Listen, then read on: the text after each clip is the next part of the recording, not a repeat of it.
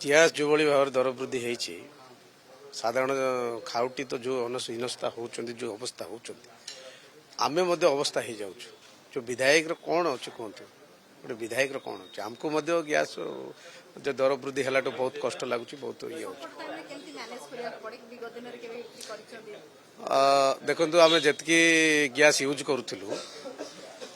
କରୁଥିଲୁ ତାକୁ ମାପିଚୁପି କରି ୟୁଜ୍ କରୁଛୁ, ପୁରା କାଟିକୁଟି କରି। ମାନେ ଗୋଟିଏ ଜାଗାରେ ଆମେ ସକାଳୁ ଉଠିଲୁ ମାନେ ଚା ପାଣି ଗରମ ପାଣି ପିଉଥିଲୁ, ଏବେ ଆଉ ନାହିଁ, ସେସବୁ ନାହିଁ। କାହିଁ ଗ୍ୟାସ୍ ଦର ବଢ଼ିଗଲା, ପୁରା ବାଧ୍ୟ ହେଇକରି ତାକୁ ମାପଚୁପ କରି ଆମେ ଚଳିବାକୁ ପଡ଼ୁଛି।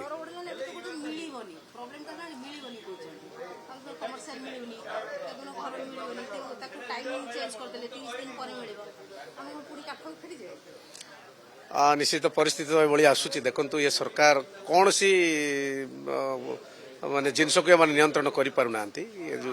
ଯେଉଁ ପ୍ରକାର ଦରଦାମ ବଢ଼ୁଛି ଉତୁଗତି କହିକି, ମାନେ ସବୁ ପ୍ରକାର ଜିନିଷ, ଖାଲି ଗ୍ୟାସ୍ ନାହିଁ, ପନିପରିବା ତେଲ ମସଲା ସବୁ ପ୍ରକାର ଜିନିଷ ରେଟ୍ ବଢ଼ିଯାଉଛି। ଆଜି ଲୋକ ହନ୍ତସନ୍ତ ହେଇଗଲାଣି।